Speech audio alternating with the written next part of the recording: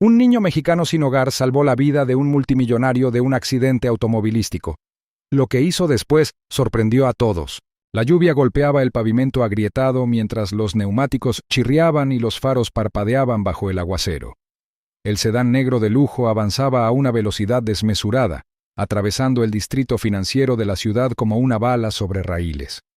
Su motor rugía por encima de la tormenta, y los limpiaparabrisas apenas podían seguir el ritmo del diluvio. Justo delante, la calle giraba bruscamente a la derecha, una curva demasiado cerrada para tanta velocidad, especialmente en una noche como esta. Mateo Cruz lo vio ocurrir desde su posición bajo una valla publicitaria oxidada al otro lado de la intersección. En un instante el coche estaba allí, al siguiente daba vueltas, las ruedas derrapando sobre la carretera resbaladiza, la parte trasera derrapando al perder el control. El sedán se estrelló contra la barandilla metálica con un estruendo ensordecedor, la atravesó y desapareció por el terraplén. Por un instante, la ciudad pareció congelarse. Mateo no pensó, simplemente se movió. Su sudadera empapada ondeaba contra su delgado cuerpo mientras corría bajo la lluvia, pasando bocinazos y luces de emergencia. El perro callejero que lo había abrazado ladró una vez y luego desapareció entre las sombras. El barro le succionaba los zapatos mientras bajaba la pendiente a gatas. El agua fría le salpicaba las piernas, pero no se detuvo. El sedán yacía al pie del terraplén, con la parte delantera aplastada contra un pilar de hormigón. Salía vapor silbando bajo el capó. Dentro, las llamas lamían el salpicadero y una luz naranja parpadeaba en las ventanas destrozadas. «¡Oye!», gritó Mateo resbalando en el suelo mojado al llegar al vehículo destrozado. «¡Oye! ¿Estás bien?». No hubo respuesta. Tiró de la puerta del copiloto. No se movía. Corrió hacia el lado del conductor y tiró de nuevo, esta vez con más fuerza. Con un crujido de metal al doblarse, cedió. Una densa nube de humo le hizo arder los ojos. Sintió náuseas y cayó de rodillas. Dentro, un hombre yacía desplomado contra el volante, con la sangre corriéndole por un lado de la cara. Su traje estaba roto, empapado en rojo por el cuello. Un brazo colgaba flácido, pero su pecho subía y bajaba levemente. «Vamos, vamos», swingó Mateo metiendo la mano y agarrando al hombre por las axilas. El olor a combustible era denso ahora, penetrante, metálico, peligroso. Tiró. El hombre gimió. «Te tengo», dijo Mateo con voz tensa. «Solo agárrate». Con un tirón desesperado arrastró al hombre hasta la mitad. Las llamas estallaron por la ventanilla del copiloto. El coche estuvo a segundos de incendiarse. Mateo apretó los dientes, ajustó su agarre y volvió a tirar. Cayeron juntos sobre la hierba mojada, con todo el peso del hombre desplomándose sobre él. Mateo rodó libre y tosió con fuerza, con los pulmones ardiendo. Detrás de él, el motor rugió y explotó. La explosión envió una onda expansiva a través de la lluvia, extendiendo una ola de calor por el campo. Llovían cristales. Mateo se protegió la cabeza y se agachó junto al hombre inconsciente. La explosión había llamado la atención. Una sirena sonó en algún lugar cuesta arriba. Los neumáticos chirriaron mientras los transeúntes corrían al lugar, con los teléfonos en alto, grabando videos.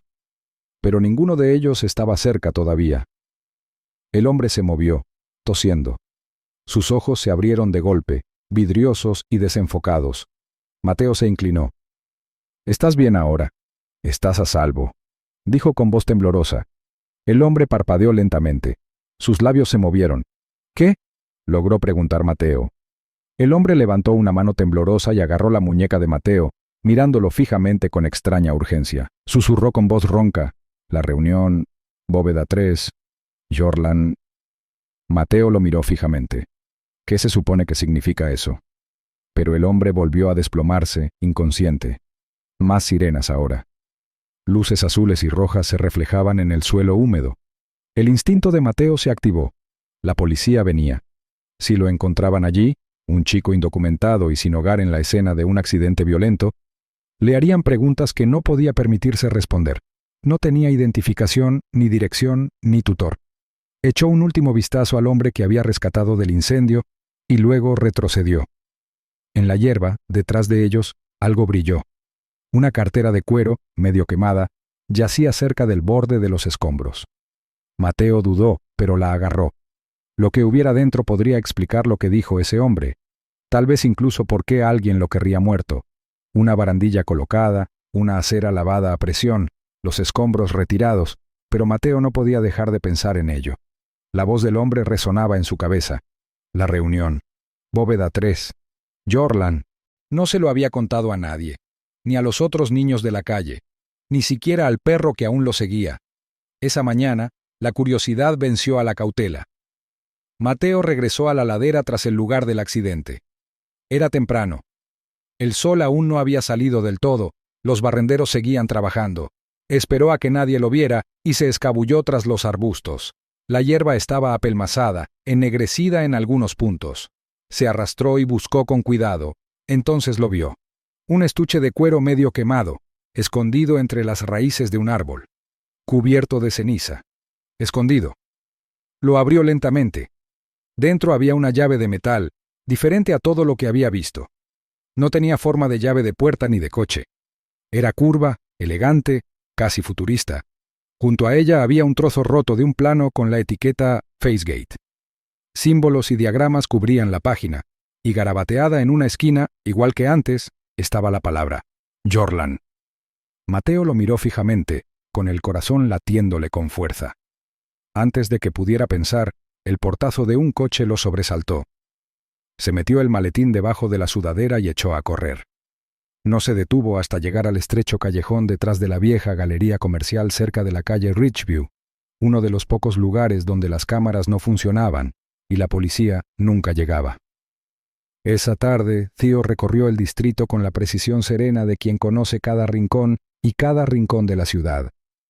Entrevistó a vendedores de comida, interrogó a taxistas y mostró una foto, un boceto artístico basado en la descripción de Víctor, de un chico delgado con mandíbula afilada y mirada cansada.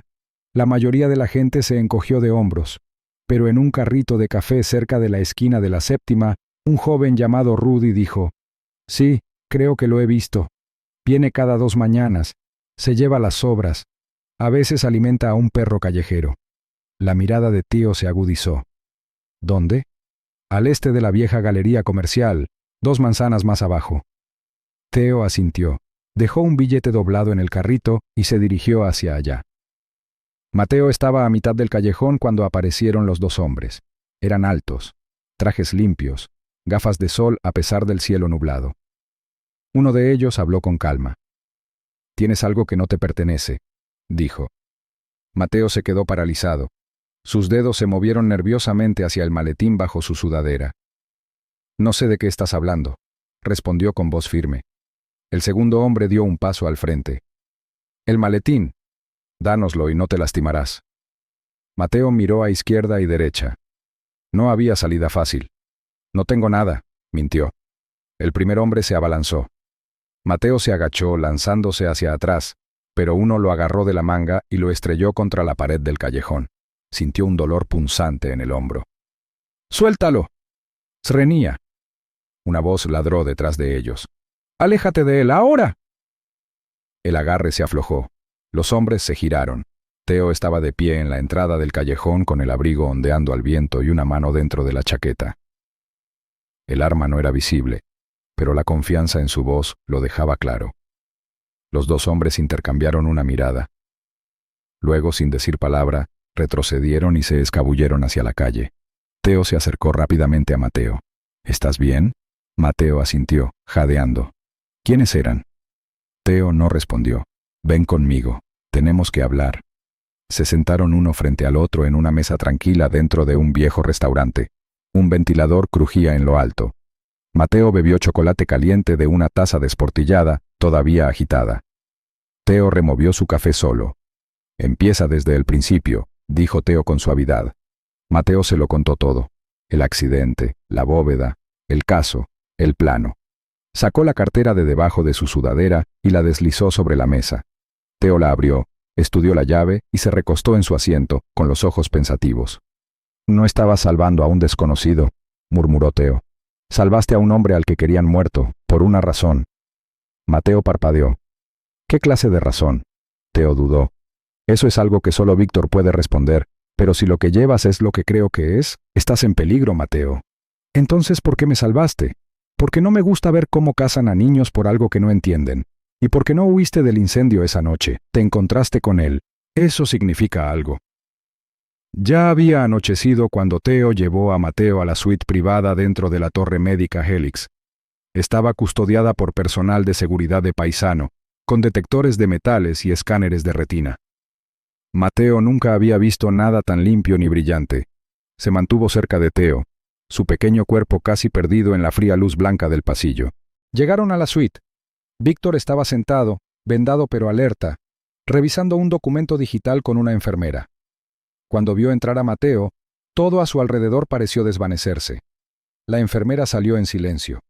Víctor miró al chico, y su rostro se congeló, no de gratitud, sino de miedo. Mateo se detuvo, inseguro. La mano de Theo se posó suavemente sobre su hombro. Víctor se levantó lentamente. Su voz era tranquila. ¿Tú lo trajiste aquí? Theo asintió. Dijiste que lo encontraras. Los ojos de Víctor se encontraron con los de Mateo. Apretó la mandíbula. Había algo detrás de sus ojos que no coincidía con el hombre del accidente, algo más frío. Theo también lo notó. Víctor dio un paso al frente. ¿Qué más te llevaste de esa noche?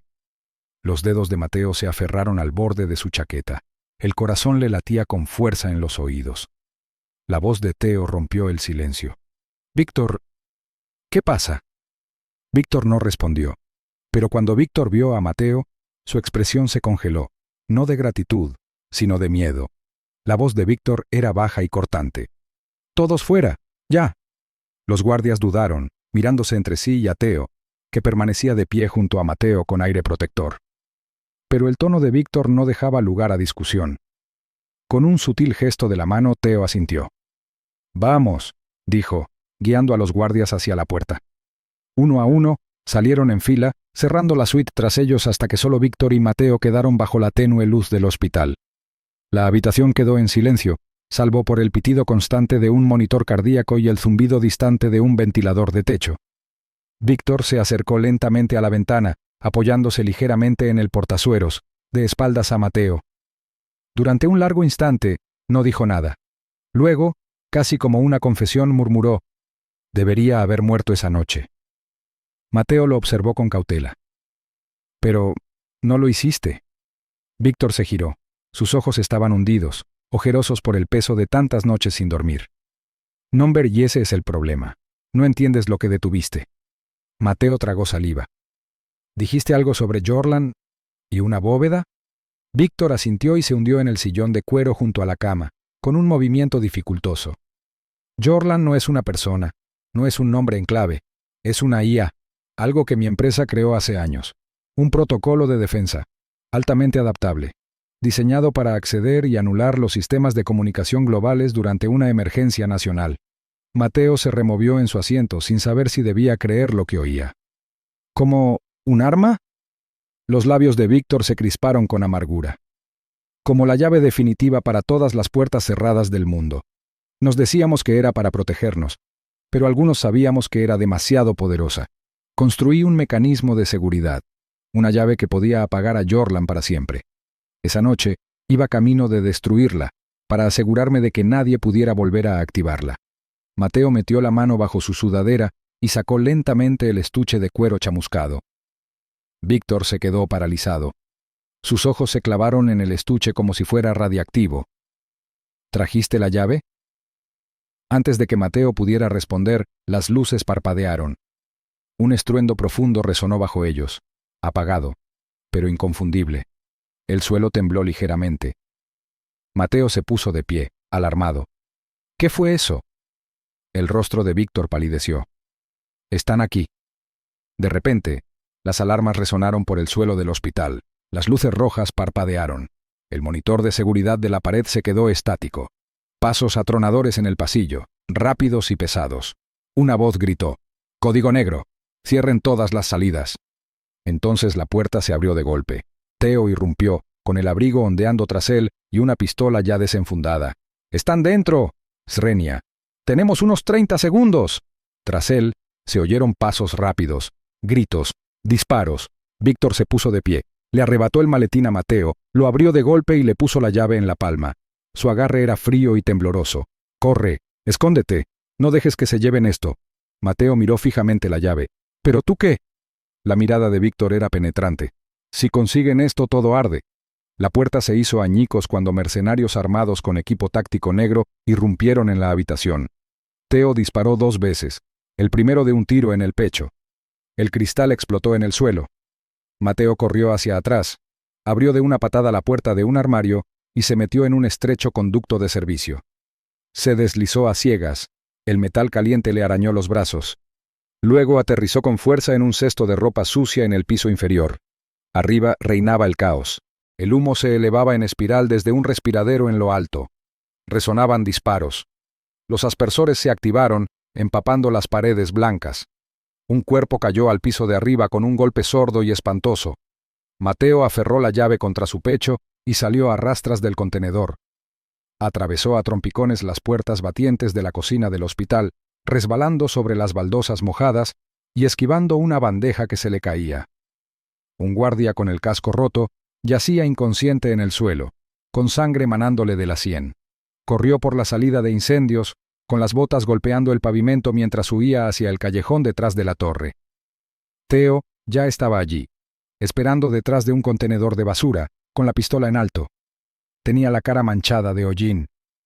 «¿Estás bien?», Srenia preguntó Teo. Mateo asintió. «Víctor me dio la llave». Teo tensó la mandíbula. «Entonces tenemos que irnos. Ahora». Salieron disparados entre las sombras, atravesando calles laterales y callejones hasta llegar a una obra abandonada. Teo los condujo a través de una valla metálica, hacia una escalera derrumbada y hacia un túnel de metro sellado. Viejo, sin uso, lleno de polvo y silencio. Descansaron allí, recuperando por fin el aliento bajo tuberías oxidadas y lámparas rotas. Mateo se apoyó en la húmeda pared de hormigón. «Dijiste que estaban dentro. ¿Quiénes son?».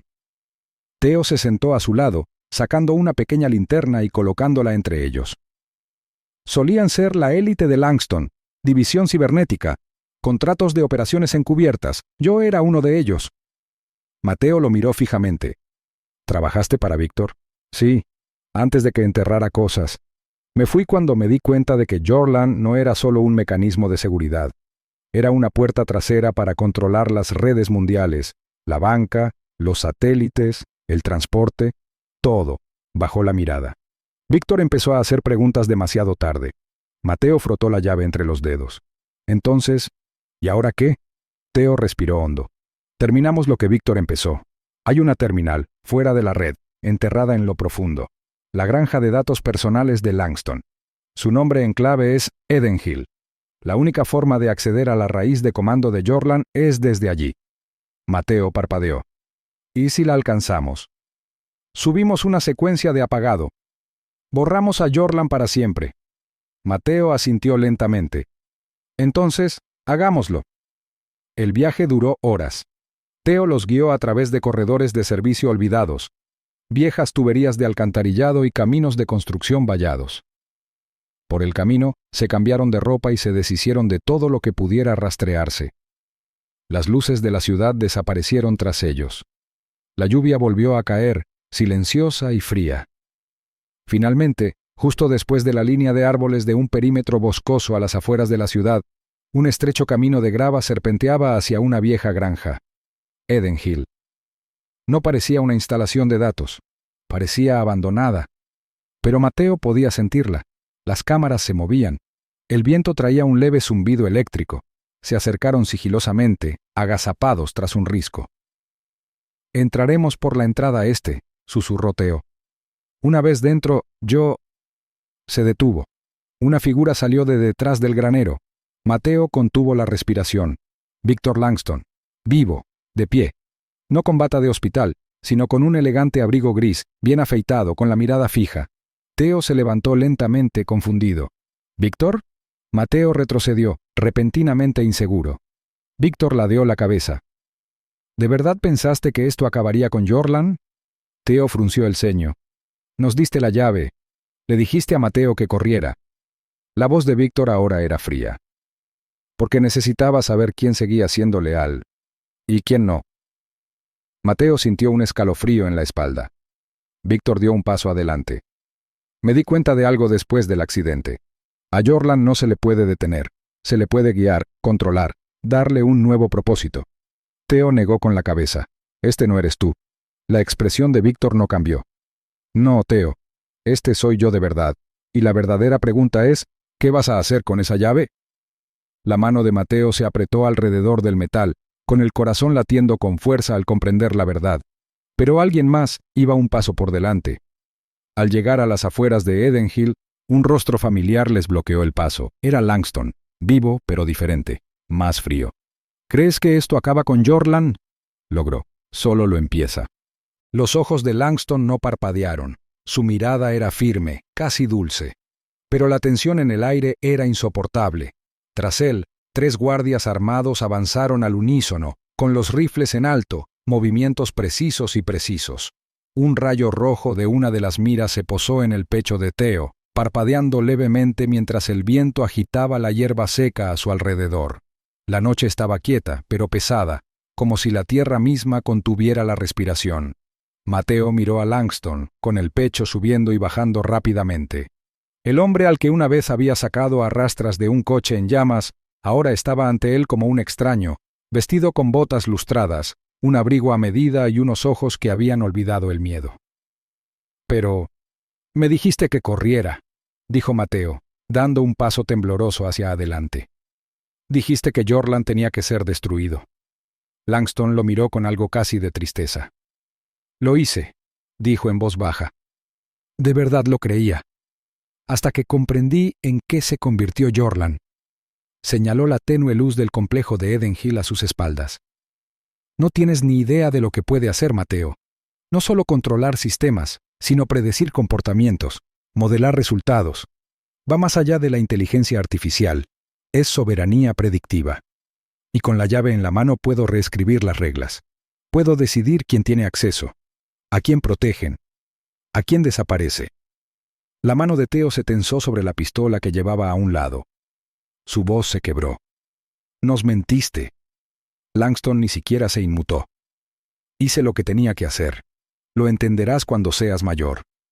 Mateo se interponía entre ellos, con la mirada fija en Langston, los guardias y viceversa. Sostenía la llave en la mano y de repente la sintió pesada, como si el peso del futuro se hubiera condensado en esa fina curva de metal. Ya no soy un niño, dijo Mateo, y no arriesgué mi vida para ayudar a alguien a convertirse en un tirano. La mandíbula de Langston se tensó y por primera vez dudó. En ese instante de silencio, Theo levantó su pistola, no a Langston, sino al poste que había encima, y disparó. El foco explotó con un estallido, haciendo llover chispas. Oscuridad. ¡Corre! ¡Srenia!, gritó Theo. Mateo salió disparado. Los disparos resonaron en la noche mientras corrían entre la hierba alta hacia la valla trasera. Theo se quedó atrás un segundo, disparando 2 tiros más para disipar la confusión antes de darse la vuelta y perseguir a Mateo. Las sirenas sonaron en el complejo. La seguridad de Langston por fin se había activado. Llegaron a la entrada lateral de Edenhill, una puerta de hormigón sin marcar oculta tras un panel de enredaderas. Theo marcó el código en un teclado, que aún recordaba después de años de ausencia, y la puerta se abrió con un siseo. ¡Adentro! ¡Srenia!, ladró. Mateo se apresuró por el estrecho pasillo. Sus pasos resonaban en las paredes de acero. El aire era frío y estéril. Filas de luces parpadeantes de servidores iluminaban el espacio con pulsos de azul y verde. Arriba sonaban las alarmas, pero abajo seguía reinando el silencio. Demasiado silencio. El núcleo está en el nivel C, dijo Theo sin aliento, guiando el camino. Hay una interfaz manual. Tendrás que conectar la llave a la computadora central y confirmar la secuencia. Mateo no lo dudó. Le ardían las piernas y le dolían los pulmones, pero siguió a Theo por otro tramo de escaleras, adentrándose en el núcleo de las instalaciones. Finalmente, llegaron a una cámara de acero llena de servidores apilados como torres, zumbando con energía silenciosa. En el centro había una consola circular rodeada de paneles de cristal y un solitario puerto de interfaz que parpadeaba en ámbar. «Aquí está», dijo Theo. «Yo sujetaré la puerta, tú haz el resto». Mateo corrió hacia la terminal con las manos temblorosas. Sacó la llave y la deslizó en el puerto. La pantalla parpadeó, autenticando, exhaló, con los dedos sobre el teclado. Detrás de él, Theo estaba en la puerta, con la pistola en la mano y el corazón acelerado. Unas sombras parpadeaban en las paredes del pasillo. Los guardias estaban cerca, quizá a segundos de distancia. La terminal volvió a pitar. Anulación detectada. Bienvenido, Víctor Langston. Mateo se quedó mirando. ¿Qué? La pantalla cambió de dirección, revelando carpetas con protocolos de comando, flujos de datos, secuencias de anulación, árboles de comportamiento de la IA. En la parte inferior de la pantalla, una opción parpadeaba en rojo. ¿Ejecutar borrado total? Se oyeron pasos atronadores hacia la habitación. Theo se giró. «¡Ya vienen!». Mateo no pensó. Pulsó la tecla intro. ¿Confirmar? Sí. No pulsó. Sí. Las luces se atenuaron. Los racks de servidores crujieron. Los ojos de Langston no parpadearon. Su mirada era firme, casi dulce, pero la tensión en el aire era insoportable. Tras él, 3 guardias armados avanzaron al unísono, con los rifles en alto, movimientos precisos y precisos. Un rayo rojo de una de las miras se posó en el pecho de Theo, parpadeando levemente mientras el viento agitaba la hierba seca a su alrededor. La noche estaba quieta, pero pesada, como si la tierra misma contuviera la respiración. Mateo miró a Langston, con el pecho subiendo y bajando rápidamente. El hombre al que una vez había sacado a rastras de un coche en llamas ahora estaba ante él como un extraño, vestido con botas lustradas, un abrigo a medida y unos ojos que habían olvidado el miedo. «Pero me dijiste que corriera», dijo Mateo, dando un paso tembloroso hacia adelante. «Dijiste que Jorland tenía que ser destruido». Langston lo miró con algo casi de tristeza. «Lo hice», dijo en voz baja. «De verdad lo creía, hasta que comprendí en qué se convirtió Jorland». Señaló la tenue luz del complejo de Edenhill a sus espaldas. «No tienes ni idea de lo que puede hacer, Mateo. No solo controlar sistemas, sino predecir comportamientos, modelar resultados. Va más allá de la inteligencia artificial, es soberanía predictiva. Y con la llave en la mano puedo reescribir las reglas. Puedo decidir quién tiene acceso, a quién protegen, a quién desaparece». La mano de Theo se tensó sobre la pistola que llevaba a un lado. Su voz se quebró. «Nos mentiste». Langston ni siquiera se inmutó. «Hice lo que tenía que hacer. Lo entenderás cuando seas mayor». Mateo se interponía entre ellos, con la mirada fija en Langston, los guardias y viceversa. Sostenía la llave en la mano, y de repente la sintió pesada, como si el peso del futuro se hubiera condensado en esa fina curva de metal.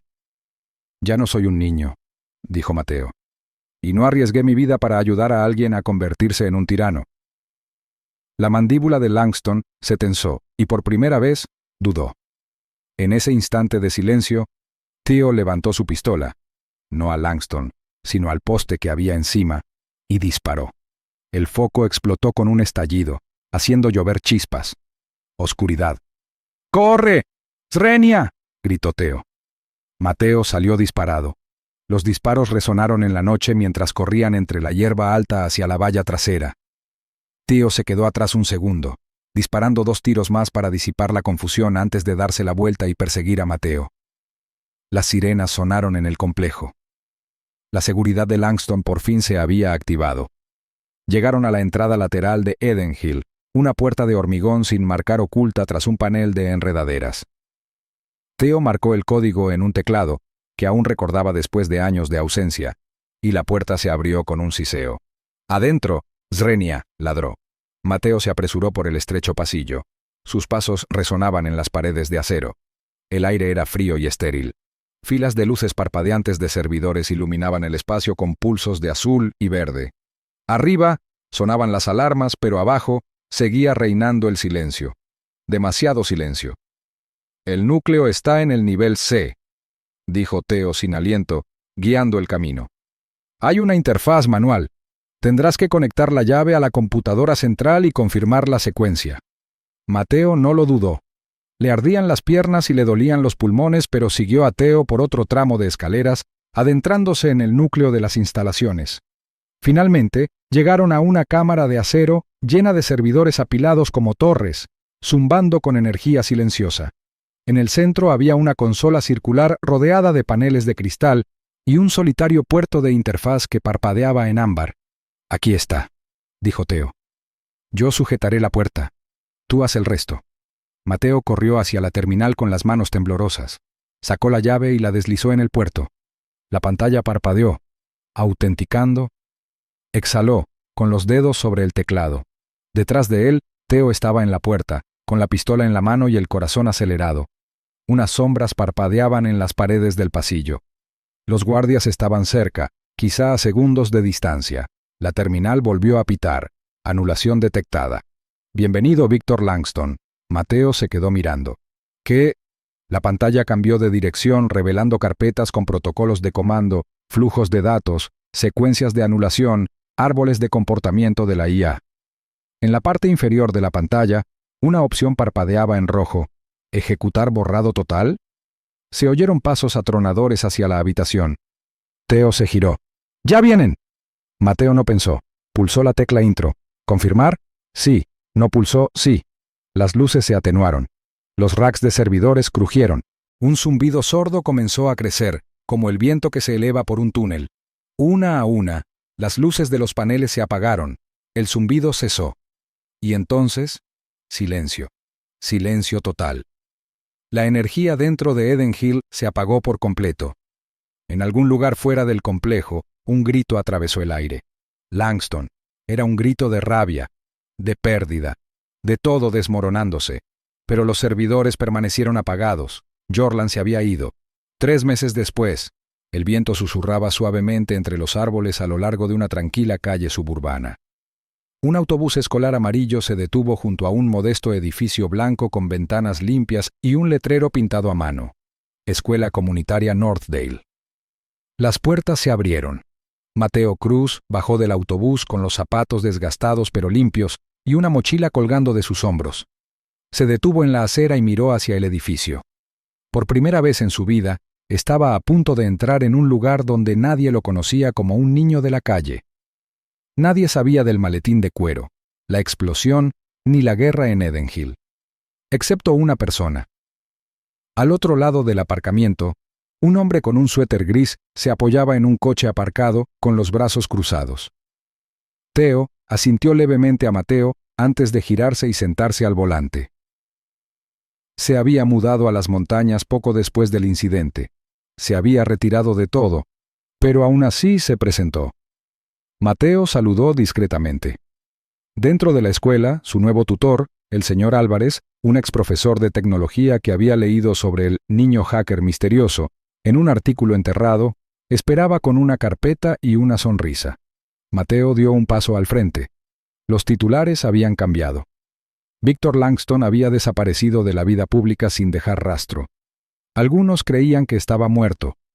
Otros murmuraban que estaba reconstruyendo. Nadie lo sabía con certeza. Pero a Mateo ya no le interesaban los titulares. Ahora tenía otros planes. No por poder, no por dinero. Estaba construyendo algo. Algo que no podía usarse para controlar, solo para proteger. Una alarma de incendios imposible de anular. Una red escolar inmune a la vigilancia. Programas diseñados para proteger, no para espiar. Había visto lo que el poder descontrolado podía hacer, y nunca permitiría que volviera a surgir. El mundo nunca supo la historia completa, pero quienes sí la supieron, nunca olvidaron lo que hizo el niño mexicano sin hogar, y lo que destruyó. Lo que hizo después conmocionó a todos.